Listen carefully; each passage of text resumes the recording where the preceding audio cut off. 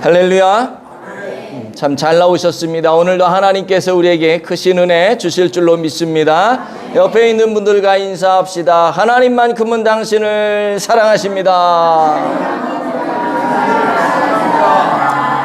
그렇습니다. 사람들은 우리를 오해할 수도 있고 또 외면할 수도 있지요. 어떤 경우에는 아주 가까운 사람이라 할지라도 우리의 마음을 몰라줄 때가 있어요. 심지어 우리 자신, 우리 스스로도 스스로에 대해서 실망을 할 때가 있죠. 왜 나는 이것밖에 안 될까? 왜 나는 이렇게 생겨 먹었을까? 왜 나는 또 넘어졌을까? 왜 내 삶은 이렇게 힘든 걸까? 왜 나는 도대체 왜 이러는 걸까? 하면서 스스로를 막 자책하고 스스로를 막 이렇게 하는 그럴 때도 있어요. 그런 생각이 들면서 마음이 무너지고 스스로가 실망할 때가 있습니다. 그러나 여러분, 그럼에도 불구하고 나조차도 나를 그렇게 본다 할지라도 하나님만큼은 나를 사랑하시는 줄로 믿습니다. 하나님만큼은 나를 절대 포기하지 않으신다라고 하는 사실을 기억하시기를 축복합니다. 그래서 오늘 그 하나님의 사랑이 이 예배를 통해서, 말씀을 통해서 다시 한번 우리들 가운데 흘러가고 경험되기를 소원합니다.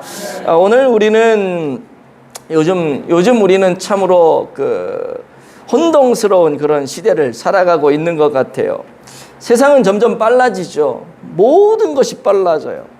어저께인가 그저께인가 제 카톡에 AI 무슨 목회자 컨퍼런스 이런 게 이렇게 오면서 이제 목회자들도 AI를 잘 사용해야 됩니다. 그러면서 막 얘기를 하는 거예요. 이 빠르게 변하는 이 시대 속에서 목회자들이 뒤처지면 안 된다는 거죠. 그런 것들 보고 야, 정말로 세상이 빠르다. 저도 AI를 사용하고 AI를 개인적으로 공부를 하고 막 영상도 만들고 카페를 운영하다 보니까 마케팅도 해야 되고 하다 보니까 저도 막 유튜브 찾아보면서 막 이것저것 막 하거든요. 돈 들어가는 건 안 하지만 그냥 막 찾아서 아름아름 한단 말이에요. 근데 정말 세상이 빠르게 바뀌어요. 제가 요즘에 바빠가지고 며칠 그런 거 신경을 딱 끊고 안 했더니 갑자기 잘 모르겠는 거예요. 그만큼 세상이 빨리 바뀝니다. 정신없이 가요. 기술이 점점 발달합니다. 그런데 마음은요, 오히려 황폐해지는 것 같아요. 점점 메말라지는 것 같아요. 이게 세상 문명이 발달하고 모든 것이 빨라지면서 나의 거룩도 더 거룩해지면 좋겠는데 오히려 반대로 흘러가는 것 같은 느낌이요. 사람들은 여러 가지 문명이 막 발달하면서 막 서로 막 연결하고 화상 통화를 하고 멀리 있는데도 밤에도 막 소통하고 회의도 하고 그러잖아요. 그런데 일은 그렇게 하는 것 같은데 마음은 점점 멀어지는 듯한 느낌.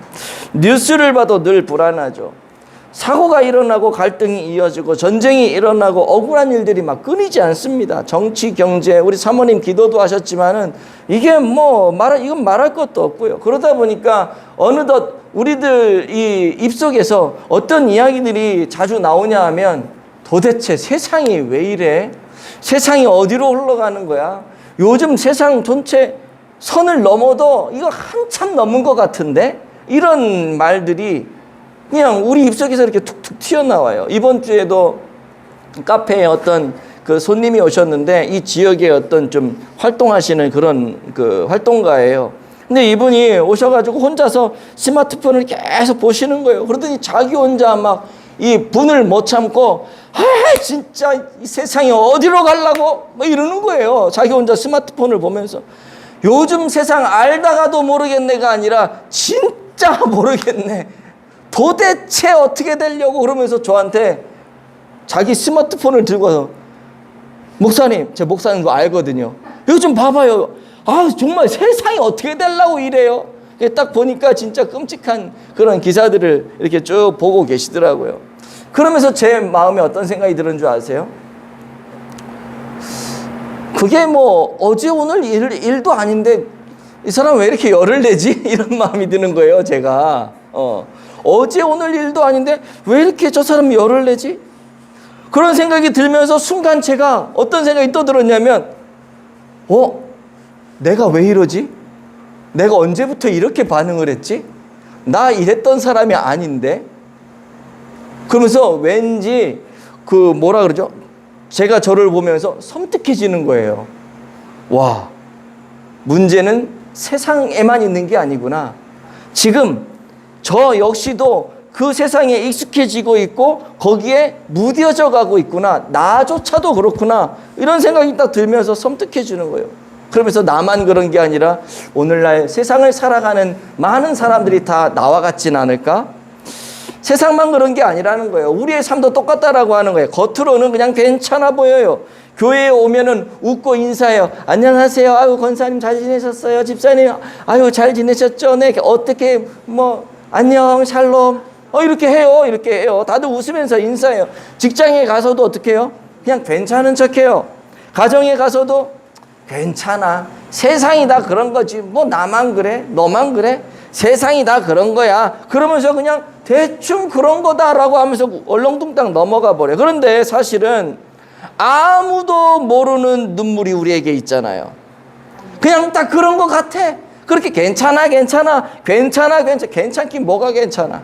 속으로는 가슴을 치고 한탄하며 흐르는 눈물이 얼마나 많아요. 아무에게도 얘기하진 못하지만은 하나님께 밖에 얘기할 수밖에 없는 그런 기도의 제목들, 여러분, 우리 얼마나 많아요. 그런 아픔들 다른 사람들한테는 내놓을 수 없지만 그래도 하나님께는 숨은 곳에서 눈물 흘리는 그런 아픔들이 얼마나 많아요. 혹시 여러분들 지금이 그런 시간 아니세요?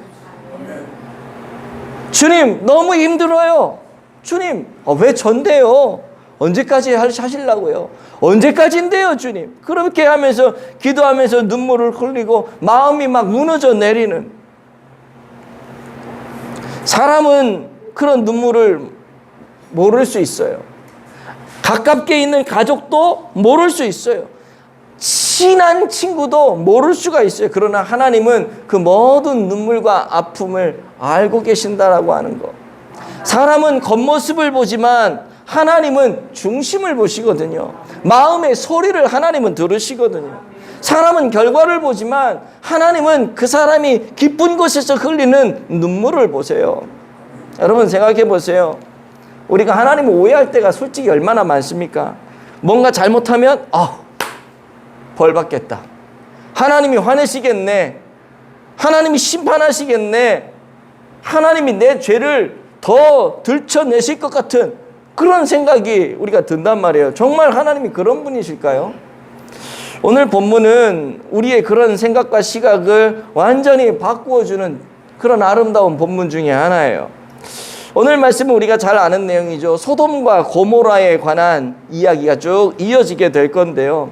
여기 보면 죄가 나오고 심판이 나오고, 그래서 많은 사람들은 이 본문을 읽으면서 무슨 생각을 하냐면 소돔과 고모라에만 시선을 집중해요. 소돔과 고모라, 그리고 하나님이 그 땅을 어떻게 심판하시는지 이 심판에만 집중을 해요. 저도 예전에 그런 쪽으로만 설교를 했어요. 근데 오늘 본문을 다시 보면서 각도를 바꾸고 시각을 바꾸고, 그래서 열심히 봤더니 그러지가 않은 거죠. 오늘 말씀은 그 시대의 죄악상을 말하고 심판을 분명히 말합니다. 하지만 그것보다도 하나님 아버지의 마음이 어떠한지, 그 심판을 내릴 수밖에 없는 아버지 하나님의 마음, 아버지 하나님의 사랑을 더 크게 부각시키고 있는 말씀 중에 하나라고 하는 거죠. 20절 말씀을 한번 볼게요. 시작. 여호와께서 또 이르시되 소돔과 고모라에 대한 부르짖음이 크고 그 죄악이 심히 무거우니. 자, 여기 보시면은요, 뭐가 제일 먼저 눈에 딱 들어와요, 여러분들 마음에? 소돔과 고모라에 대한 부르짖음이 크고 그 죄악이 심히 무겁다. 예. 다 읽었네 보니까. 뭐가 들어오는 게 아니라 다 통째로 들어오네 그냥 이게. 예. 그래, 여기 보시면은요, 이 구절에서 소돔과 고모라에 대한 부르짖음이 크고 죄악이 심히 무거우니, 이 문구를 보면서 소돔의 이 죄를 우리가 생각을 하게 되죠. 아니 도대체 소돔의 죄가 얼마나 악했길래 오늘 성경은 그 죄악이 무겁다라고 표현했을까? 심각하다고 표현했을까? 얼마나 악한 일을 했길래 그 고통이 얼마나 심하면 사람들이 막 부르짖었을까? 그것이 얼마나 죄악이 컸으면 하나님이 참지 못해서 그 땅을 유황과 불로 심판을 하셨을까? 우리 이런 생각을 한단 말이에요. 우린 거기까지만 생각해요, 보통. 그리고 목사님들도 거기까지 설교를 해요. 그러니까 회개해라! 이렇게 설교를 한단 말이에요. 근데 저는 오늘 본문을 보면서 하나님 마음을 보게 되었던 것이죠. 그것은 심판하고 징벌하려고 하는 마음이 아니라 그 땅을 긍휼히 여기는 사랑의 마음이요. 순서를 잘 보시면은요, 부르짖음이 크다와 죄악이 무겁다라고 하는 말, 순서가 어떤 게 먼저 나와요? 네. 대부분의 사람들은 소돔과 고모라 그러면 아유 그 땅이 죄악된 땅 생각을 해요. 그런데 오늘 하나님 말씀을 보니까 죄악은 뒤에 나오고요. 그 앞에 뭐가 나오냐면 부르짖음이 먼저 나와. 하나님이 먼저 보시는 것은 죄를 보시는 것이 아니라 그 땅에서 신음하고 있는 하나님 백성의 이 부르짖음을 하나님은 먼저 보시고 먼저 듣는다는 거예요. 죄가 먼저가 아니라 하나님 백성의 상황을 하나님 먼저 보신다는 거예요. 하나님은요, 그 땅의 죄악상보다 그 자녀들의 눈물을 보세요. 특별히 부르짖는다라고 하는 이 말은 히브리어로 자카라고 하는 말인데 단순히 막 소리를 막 빽 지르는 그 정도가 아니에요. 이것은 나를 살려달라고 하는 절규요. 억울해서 이 억울함을 어떻게 참을 수 없어서 나오는 이 분통 터지는 울음이요. 더 이상 의지할 수 있는 분이 없기 때문에 하늘을 향해서 외치는 그냥 절규 자체, 탄식인 겁니다. 이러듯 하나님은 소돔 안에 살아가는 상처 입은 사람들의 그 흘린 눈물, 그 탄식을 먼저 들으시고 보고 계신다라고 하는 사실. 저는 이 말씀을 묵상하면서 마음이 참 먹먹해지더라고요. 우리 어떤 사람을 볼 때 우리 그러잖아요. 좀 행동이 안 좋거나 말이 좀 거칠거나 그래서 문제가 있거나 그러면 우리가 그런 사람들 볼 때 어떻게 해요? 아유 저 맨날 저래 또 저러네. 그러면서 자꾸 그 사람의 잘못된 어떤 죄악상, 나쁜 거 이런 것들만을 계속 본단 말이에요. 그런데 하나님은요, 그것도 보시지만 그것보다 더 먼저 보시는 게 뭐냐면 그 아픔에서 나오는 눈물을 보세요. 우리는 잘못한 사람을 먼저 찾아내서 문제를 해결하려고 그래요. 너 이거 잘못했지, 너 이거 잘못했지, 이거 시시비비를 가려서 잘못했으니까 네가 먼저 사과해 하면서 문제를 해결하려고 해요. 근데 하나님은 그러지 않으세요. 상처 입은 자의 눈물을 먼저 보신다라고 하는 거예요. 우리는 죄인을 먼저 찾아서 잘못을 가리고 추궁하려고 하는데 하나님은 그러지가 않았어요. 울고 있는 그 사람에게 먼저 가서 다독거리시고 뭐가 힘든데 그랬니? 우리 하나님은 이런 분이시란 말이에요. 하나님의 마음이 여기에서 읽혀진다는 거죠. 출애굽기에도 보면은요, 이스라엘 백성들이 그 애굽에서 그 종생활할 때, 그때 그랬잖아요. 하나님께서 모세에게 뭐라고 말씀하시냐면 출애굽기 3장 7절에 한번 읽어보도록 하죠. 시작. 여호와께서 이르시되 내가 애굽에 있는 내 백성의 고통을 분명히 보고 그들이 그들의 감독자로 말미암아 부르짖음을 듣고 그 근심을 알고. 아멘. 자, 여기 보시니까 하나님이 그 백성의 고통을 뭐 했대요? 보셨대요. 부르짖음을 뭐 했대요? 들으셨대요. 그 근심을 어떻게 해요? 알고 계세요. 여러분, 이런 분이 우리 하나님이세요. 이런 분이 자기 백성의 고통을 보시고 부르짖음을 들으시고 그 근심을 아시는 분이요.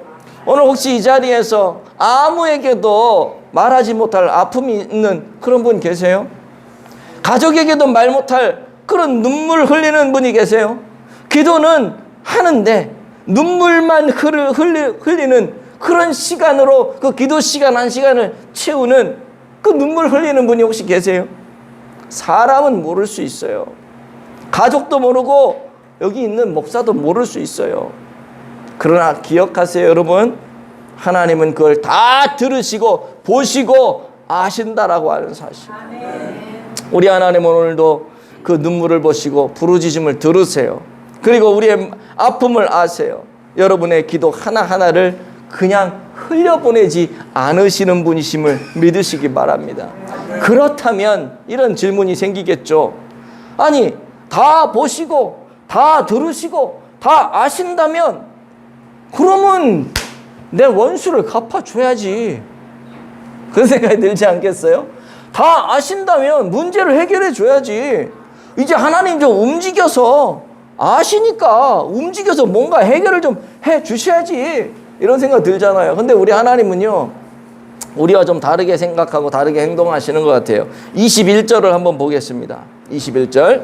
내가 이제 내려가서 그 모든 행한 것이 과연 내게 들린 부르짖음과 같은지 그러지 않은지 내가 보고 알려 하노라. 자, 여기 이 말씀을 보시면서 좀 이상한 생각 안 드세요? 하나님 전능하신 분이잖아요. 다 아시는 분이잖아요. 모르는 게 없는 분이시잖아요. 그러면 그 땅의 죄악상을 보고 울부짖음을 보고 그냥 당장에 단판에 심판하면 되지. 그냥 원수 갚아주면 되지. 우리의 울부짖음 다 들었는데 갚아주면 되잖아요. 그냥 죄악된 세상 진멸하고 하나님의 나라를 새로 그냥 건설하면 되잖아요. 그런 능력이 충분히 있는 분이 우리 하나님이시잖아요. 그런데 그렇게 하지 않으세요. 어떻게 해요? 충분히 능력 있으신 분이 내려가서 살펴보겠다는 거예요. 하늘에서 듣고 그냥 결정하고 하늘에서 듣고 원수 갚아주고 문제 해결해 주면 되는데 굳이 내려오시겠대. 하나님이 굳이. 왜 그러실까? 지금 괴롭다고 억울하고 울부짖고 부르짖고 있는데 그게 정말 맞는지 맞지 않는지 하나님 눈으로 확인해보고 하나님 귀로 들어보고 그렇게 하겠다는 거예요. 무슨 말이냐? 소문만 듣고 판단하지 않겠다는 거예요. 물론 하나님은 소문 안 들어도 다 아시죠. 그런데 이렇게 표현하는 것은 우리가 이해하기 쉽도록 하기 위해서, 사람의 입장에서 성경을 기록해야지 우리가 이해할 수 있잖아요. 그러니까 하나님은 이런 분이시라고 하는 거예요. 하나님 스스로 판단하고 일하시고 행동하실 수 있는 분인데 굳이 이렇게 표현하는 이유가 뭘까 곰곰이 생각해 봤더니 제 마음에 이런 마음을 주시더라고요. 그 죄악상을 보고 들고 즉결 심판해도 마땅하지만 심판조차도 하나님 함부로 하지 않으세요. 공의를 가지고 공정함을 가지고 일하시는 분이 우리 하나님, 절대 성급하게 행동하지 않는 분이 우리 하나님. 충분히 살피시고 충분히 확인하시고 공의롭게 하시겠다는 이 하나님의 마음이 여기 들어 있는 것이죠. 더 나아가서 이 표현을 통해서 이 하나님의 마음은 어떻게 해서라도 그냥 당장 심판 내려버리면 되는데 심판을 자꾸 보류하는 거예요. 어떻게 해서든지 좀 살려볼 구석이 없나? 정말 나쁜 놈들이고 정말 악한 세상인데 어떻게 해서든 뭐 살려볼 건덕지 하나 없나? 라고 하는 이 하나님의 이 긍휼의 마음, 이 사랑의 마음을 하나님이 제 마음 가운데 주시더라고요. 하나님이 이런 분이다 라고 하는 거예요. 더 나아가서 이 말씀을 묵상하는데 또 이런 질문이 생겨요. 하나님이 굳이 지금 이 대화가요, 사실은 18장 1절부터 우리가 쭉 봐야 되는데 세 사람이 아브라함을 찾아오거든요. 18장 1절에 보면. 근데 그 세 사람 중에 한 사람으로 표현된 그 분이 누구냐? 하나님이에요. 그리고 둘은 나중에 19장 가면 아시겠지만 천사라고 나오거든요. 한 분은 하나님이고 두 사람은 천사라고 표현이 되어 있는데 아브라함을 만나서 지금 얘기하는 거예요. 하나님이. 그럼 하나님이 얘기를 하면서 뭐라고 얘기를 하냐면 지금 그 소돔 고모라 그 땅에 죄악이 무겁다. 그리고 막 부르짖는 자들, 그런 사람들이 그렇게 많다. 이런 얘기를 굳이 아브라함에게 왜 하냔 말이지. 하나님이 안 해도 된단 말이에요. 그냥 가서 심판 딱 해버리면 되는데 굳이 왜 그 말씀을 하시냐. 제가 말씀을 묵상하면서 하나님이 그런 이유를 제 마음 가운데 주셨는데 그게 뭐냐면, 그렇게 한 이유가 뭐냐, 지금 이러고 저러고 한 이런 상황, 그래서 내가 앞으로 이런 계획을 내가 갖고 있다라고 하는 그런 하나님의 계획을 아브라함에게 공유해 주는 거지. 공유. 하나님, 야 아브라함아, 내 마음은 이런 거야. 이런 얘기가 있는데 내가 이 땅을 이렇게 하려고 그래 하면서 아브라함에게 하나님의 그 비전과 하나님의 계획을 지금 공유시켜 주는 거예요. 왜? 그 하나님의 마음을 알아야지 아브라함이 기도하는 사람이 되니까. 무슨 말인지 아시겠어요? 그래서 아브라함이 하나님의 마음을 알고 22절에 어떤 행동을 하냐 하면 22절을 한번 보겠습니다. 22절 시작. 그 사람들이 거기서 떠나 소돔으로 향하여 가고 아브라함은 여호와 앞에 그대로 섰더니. 아멘. 아까도 말씀드렸지만은 18장 1절에 세 사람이 나오는데 그 중에 두 사람은 천사고 한 사람은 여호와 하나님이라 그랬잖아요. 그러니까 여기 보니까 그 사람들이 그랬잖아요. 그 사람들이. 근데 세 명의 사람들을 얘기하는 거예요. 거기서 떠나, 아브라함이 있는 그 땅을 떠나서 두 사람은 소돔으로 갔어요. 그리고 하나님은 안 가신 거지, 아직. 여호와 하나님은 그냥 아브라함을 하나님 앞에 딱 세워놓고 하나님이 거기 잠시 머물러 계시는 거예요. 왜 그랬을까? 그리고 아브라함과 이런 얘기를 한 거죠. 왜 그랬을까? 하나님의 마음을 다 전달하고 기도할 수 있는 사람을 하나님이 세우시는 거죠. 아브라함이 하나님 앞에 서 있다라고 하는 것은 바로 그거예요. 기도하는 사람을 세우기 위해서, 한 사람을 세우기 위해서. 여러분, 하나님은 세상을 바꾸시기 전에 먼저 하나님 앞에 설 사람을 세우세요. 세상을 그냥 바꾸는 게 아니에요. 하나님의 일을 그냥 하는 게 아니에요. 하나님은 하나님의 일을 하실 때 반드시 첫 번째로 하는 게 뭐냐? 사람을 세우세요. 하나님 앞에 설 사람. 이게 하나님의 방법입니다. 성경을 보세요. 언제나 하나님은 한 사람을 세워서 일하세요. 노아라고 하는 사람 하나를 세워서 그 시대를 하나님이 구원해 내시잖아요. 모세라고 하는 사람 한 사람을 세워서 그 이스라엘 민족을 구원해 내잖아요. 사무엘이라고 하는 사람을 세워서 그 사사 시대를 하나님의 나라로 만들어 가시죠. 엘리야 한 사람을 통해서 하나님께서 일을 하시잖아요. 그리고 오늘은 뭐예요? 아브라함 한 사람을 택하셔서 지금 하나님 앞에 서게 만들어 놓으신 거죠. 바로 이 하나님 앞에 서는 이 한 사람을 통해서 세상을 살려내시는 겁니다. 저는 오늘 이 말씀을 묵상하면서 이번 주 우리 교회의 모습이 떠올랐어요. 아까 제가 광고 시간에도 잠시 말씀을 드렸지만은 수요일날 커피 브레이크 성경 공부를 종강을 했다 그랬잖아요. 에스더서를 공부했다 그랬잖아요. 은혜를 받아서 서로 그 은혜를 나누면서 간증을 하면서 나왔던 얘기가 바로 그거예요. 에스더가 민족을 위하여 그렇게 죽으면 죽으리라 기도했다면, 우리가 그 에스더서를 공부했다면 우리도 그렇게 살으라고 하나님이 말씀하시는 거 아니겠는가? 다음 주부터 방학 들어가는 것도 좋지만 우리 여기서 끝나는 건 너무 아쉬우니까 우리 다음 주에 모여서 그냥 우리 교회를 위해서, 연약한 성도들을 위해서, 구원받을 자들을 위해서 좀 기도 좀 하면 어떨까요? 라고 누가 얘기를 하셨나 봐요. 그랬더니 그럼 좋다. 그럼 다음 주부터 그냥 당장 합시다 하면서 제 아내가 아무 계획도 없이, 그런 얘기가 피드백이 나오니까 아무 계획도 없이 그럼 합시다. 기도하는데 계획이 뭐가 필요해? 그냥 기도하면 되지. 이런 마음으로. 그래서 여러분 이번 주 주에부터 오셔서 기도하잖아요. 제가 너무 감사한 게 뭐냐면, 하나님이 이렇게 커피 브레이크 성경 공부를 통해서 기도하는 사람을 세우려고 하시는구나. 그래서 제가 우리 교회도 중보기도단이 만들어졌네. 이게 너무 기쁜 거예요. 너무 기쁜 거예요. 뭐 한 사람이 올지 두 사람이 올지 세 사람이 올지 오든 안 오든 저하고 제 아내는 그냥 기도하면 되잖아요. 그러면서 이런 생각이 드는 거예요. 하나님이 나와 내 아내를 기도시키려고 하나님이 이렇게 하셨나 보다. 자기들 얘기 아니라고 또 이럴 때는 아멘을 하고 말이야. 자기들이 와야지.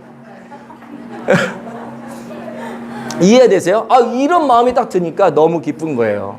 하나님이 사람을 세우시는구나. 기도하는 사람을 세우시는구나. 너무 기뻐요. 저는 이 얘기를 들으면서, 이제 제 아내에게 제가 이 얘기를 들었잖아요. 들으면서, 그리고 또 오늘 말씀을 묵상을 하고 설교를 준비하면서 아브라함이 여호와 앞에 그대로 섰다라고 하는 게 이거구나. 그냥 성경 공부 끝났다고 다 끝나고 방학하는 게 아니라 이제부터 하나님 앞에 서기를 시작하는 거구나. 이게 그거구나. 에스더서를 공부했으면 에스더처럼 살아야 되지 않을까? 에스더는 왕국에서 여러분 편하게 살지 않았어요. 민족을 위해서 하나님 앞에 섰던 사람이 에스더예요. 금식하면서 기도했습니다. 그리고 하나님께서 그 한 사람을 사용하셔서 그 어려운 상황 가운데 하만의 모략과 계획 속에서 모르드게를 통해서 에스더를 통해서 하나님이 그 민족을 구원해내시잖아요. 오늘 아브라함도 그렇습니다. 소돔을 향해 돌을 던지지 않았어요. 죄가 많다고 정죄하지 않았어요. 오히려 하나님 앞에 섰어요. 그리고 기도했습니다. 그리고 중보했습니다. 저는 하나님께서 우리 교회 안에도 이런 사람들을 많이 세워주실 줄로 믿습니다. 그래서 다음 주부터 이번 주부터 이렇게 하게 되는데요. 이거는 아까도 말씀드렸지만은 프로그램이 아니에요. 우리 교회 프로그램 하나 더 만들어내는 게 아니에요. 그냥 모임 하나 더 만든 것도 아니에요. 하나님 앞에 서는 교회가 되기 위한 그냥 준비라고 하는 거죠. 우리 자녀들을 위해서, 그리고 여러분 가정을 위해서, 병상에 있는 성도들을 위해서, 복음을 알지 못하는, 복음을 받아들여야 될 그분들을 위해서, 그 영혼을 위해서, 이 시대를 위해서 하나님 앞에 서려고 하는 몸부림이다 라고 하는 거, 이걸 꼭 기억했으면 좋겠습니다. 여러분, 저는 이것이 하나님이 우리 교회에 은혜를 주시기 위해 시작한 한 발짝, 한 스텝이라고 생각을 해요. 그런데 여러분, 오늘 본문은 여기서 끝나지 않아요. 아브라함이 하나님 앞에 선 다음에 하나님께 담대하게 묻습니다. 주님, 의인 50명이 있다면 그래도 그 성을 멸하시겠습니까? 하나님 앞에 묻는 거예요. 아브라함은 하나님이 소돔과 고모라의 이 상황을 좀 더 살펴보고 그 땅을 어떻게 해야 될지 내가 좀 살펴보겠다. 내가 살릴 사람들을 좀 더 살펴보겠다 라고 하는 마음으로 말씀을 하셨지만 그 말을 듣는 아브라함은 다 알고 있었던 거죠. 하나님이 내려와서 살펴봐도 그 땅은 구원받지 못할 땅이라는 걸 이미 알고 있었던 거예요. 아브라함은. 그러니 아브라함이 하나님 앞에 지금 얘기하는 거예요. 하나님, 의인 50명이 있다면 그 성 멸하시겠습니까? 하나님 멸하시겠다는 얘기 안 했거든요. 근데 자기가 스스로 하나님과 독대하면서 하나님이 가면 뻔하뻔짜 멸망하시겠구나 생각을 한 거예요. 그리고 하나님께 묻는 거예요. 뭐라고요? 50명 있으면 멸망하시겠습니까? 놀라운 건 뭐냐면 하나님이 화를 안 내세요. 안 된다고도 말씀을 안 하세요. 야, 이미 늦었어 라고 말씀하지 않으세요. 그럼 뭐라고 하시냐면 50명? 알았어. 50명 있으면 멸하지 않을게. 그랬더니 아브라함이 또 묻죠. 오늘 본문에서는 우리가 읽진 않았지만 계속해서 나오는 질문이 뭐예요? 주님, 그러면 50에서 5 가만 45명이 있으면 어떻겠어요? 그래도 멸하시겠어요? 하나님 뭐라 그래요? 아니야, 45명도 오케이. 또 묻죠. 40명이요, 30명이요, 20명이요, 10명이요. 하나님의 대답은 변하지 않습니다. 내가 멸하지 않을 거야. 여러분, 이 대화 속에서 뭘 느끼세요? 저는 하나님의 사랑이 너무 크다고 생각해요. 하나님의 긍휼하심이 너무 크다고 생각해요. 생각해 보세요. 이런 질문들이 계속해서 내려갈 때마다 하나님 입장에서 이것 봐라, 지금 나하고 말장난하냐? 이런 생각 안 들겠어요? 50에서 45, 40, 30, 야 됐어, 더 이상 그만 내려가. 뭐 어디까지 내려가려 그래? 하나님이 충분히 그럴 수 있단 말이에요. 그런데 그런 말씀 전혀 안 하세요. 아브라함, 너 한 번만 더 내려가 봐. 너 까불어. 내가 봐주는 것도 한도가 있어. 지금 나하고 이러지 않는단 말이에요. 끝까지 아브라함이 얘기하는 데까지 끝까지 다 내려갑니다. 그 이유는 뭐냐? 하나님은 어떻게 해서든지 그 땅을 살리려고 하는 이 마음이 있었다는 거죠.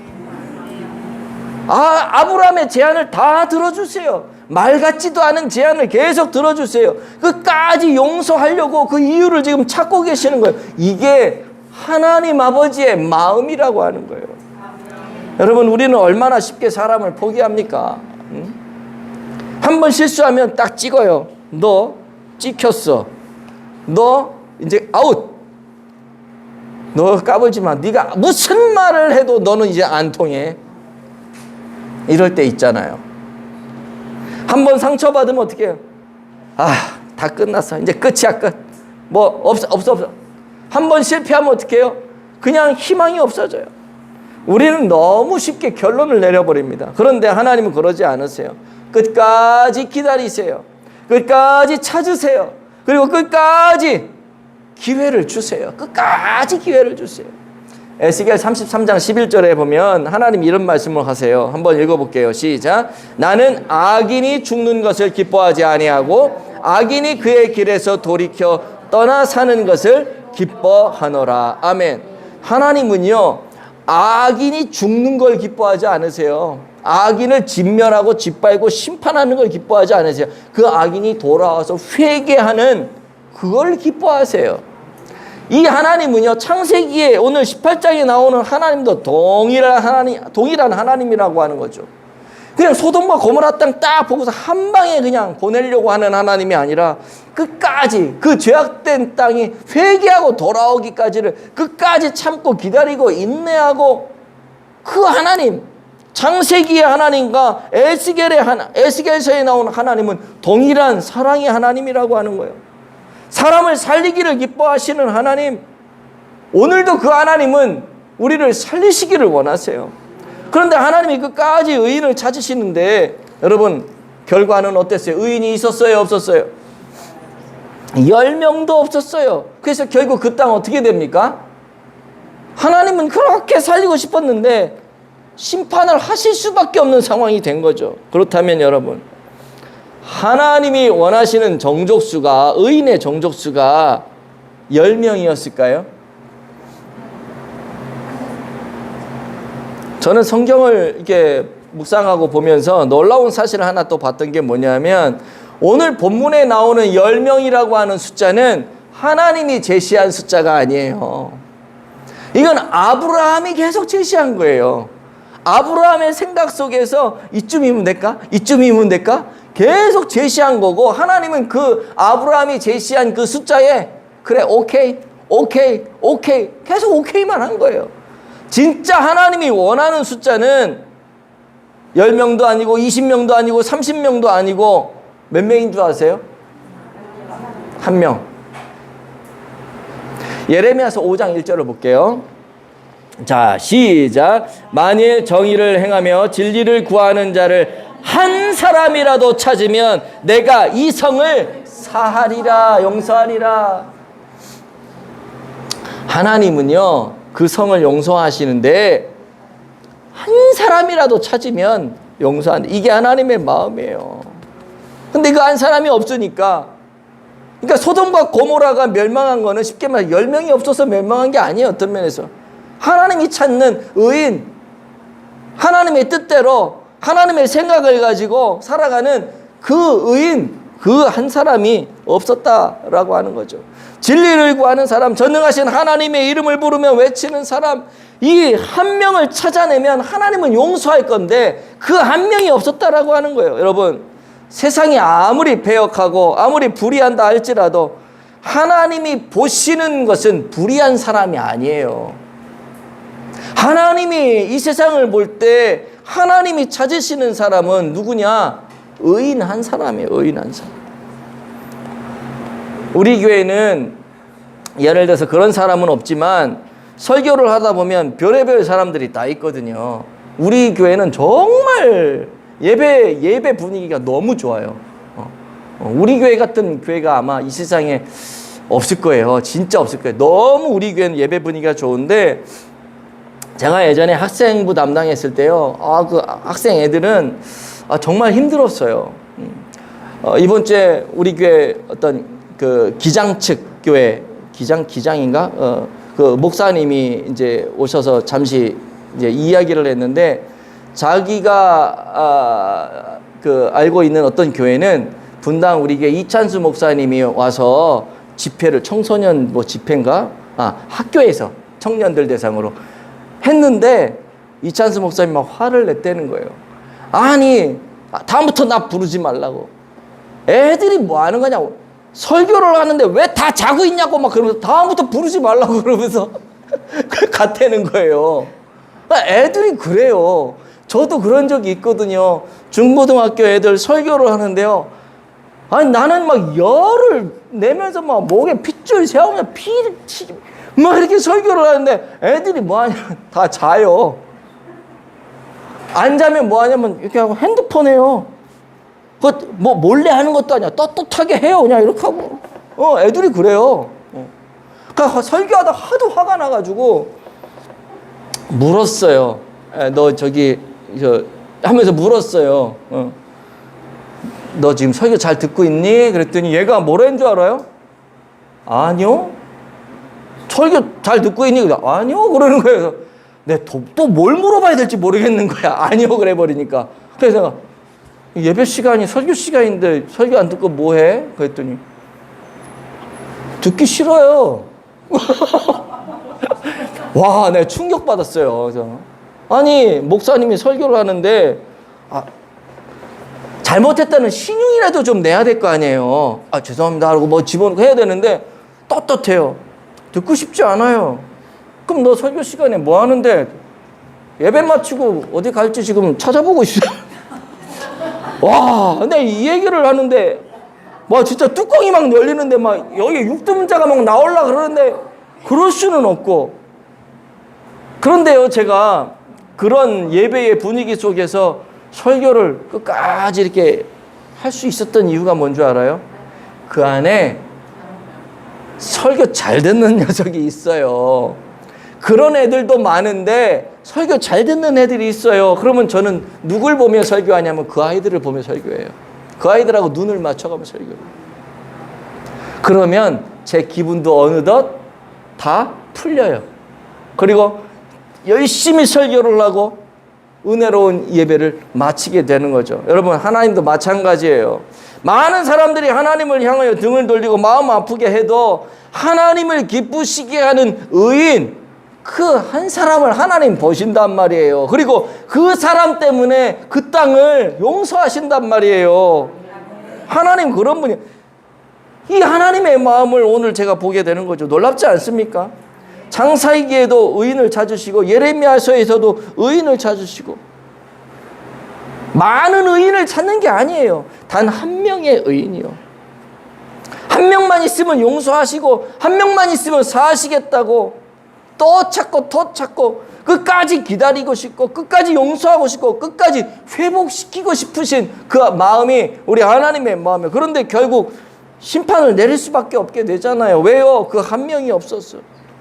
그래서 로마서에서는 이렇게 얘기합니다. 의인은 없나니 하나도 없다. 그런데 놀라운 사실은 뭐예요?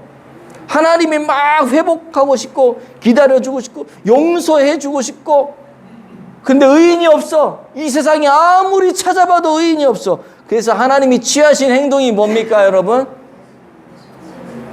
본인이 직접 인간이 되셔서, 이 세상에 의인이 하나도 없으니까 본인이 직접 의인이 되셔서 사람이 되셔서 이 땅 가운데 오신 거예요. 그리고 우리한테 의인이 되어라 라고 얘기하지 않아요. 될 수가 없어. 우리는 의인이 되어라 라고 얘기하는 게 아니라 이 의인이 왔으니 이제 믿기만 해라. 너 의인 되라고 그러지 않을게. 이 예수님 믿기만 해라. 믿으면 구원받고 믿으면 너 의인이라고 인정해 줄게. 하나님이 그렇게 하신 거예요. 그래서 그걸 믿으면 어떻게 해요? 심판에 이르지 아니한다 그러잖아요. 멸망하지 않는다 그러잖아요. 하나님이 용서해 주시고 하나님이 회복시켜 주신다라고 했잖아요. 그래서 오늘 저와 여러분이 이 자리에 앉아 있는 거 아닙니까? 우리가 무슨 의인이에요? 예수님을 믿음으로 말미암아 의인 된 거죠. 하나님이 인정해 주니까요. 그렇다면 예수 그리스도의 의를 덧입은 우리는 어떤 삶을 살아가야 될까? 오늘 본문의 아브라함의 모습에서 답을 찾을 수가 있는 거죠. 아브라함은 자신의 의를 드러내지 않았어요. 소돔 고모라 성을 향해 손가락질하지 않았습니다. 하나님 앞에 섰어요. 그리고 한 사람이라도 살려달라고 간절히 하나님 앞에 기도했던 것이죠. 여러분, 이게 의인의 삶이에요. 우리가 구원받은 예수 그리스도로 인해서 의인되고 구원받은 하나님의 사람이라면 의인의 삶은 뭐냐? 하나님 앞에 서는 사람, 하나님과 독대하는 사람. 의인은 죄가 없는 사람이 의인이 아니에요. 하나님의 마음을 품은 사람이 의인입니다. 의인은 내가 의롭기에 다른 사람을 정죄하는 사람이 아니라 그 죄인된 사람을 위해 하나님 앞에 내가 서는 사람, 이 사람이 의인이에요. 오늘 하나님은 찾고 계십니다. 큰 교회를 찾지 않으세요. 뛰어난 프로그램을 찾지도 않으십니다. 하나님 앞에 설 한 사람, 눈물로 기도할 그 한 사람, 하나님의 마음을 품을 그 한 사람, 가정을 위해 눈물로 달려갈 기도의 사람, 자녀를 위해 무릎 꿇을 그 한 사람, 교회를 위해 중보할 그 한 사람, 복음을 알지 못하는 영혼들을 위하여 하나님 앞에 서는 그 한 사람, 그 한 사람, 다른 사람이 아니라 오늘 저와 여러분들이 되어지기를 축복합니다. 그래서 우리 교회가 사람을 정죄하는 교회가 아니라 사람을 위해 기도하는 교회가 되고, 세상을 향해 손가락질하는 교회가 아니라 세상을 품고 하나님 앞에 서는 그런 교회가 되기를 소망합니다. 그리고 하나님께서 우리를 통해 가정을 살리시고 자녀를 살리시고 교회를 살리시고 이 시대 가운데 하나님의 긍휼과 복음을 흘려보내는 귀한 통로로 우리 한 사람 한 사람을 세워가시는 그런 은혜가 있기를 예수님의 이름으로 축복을 드립니다.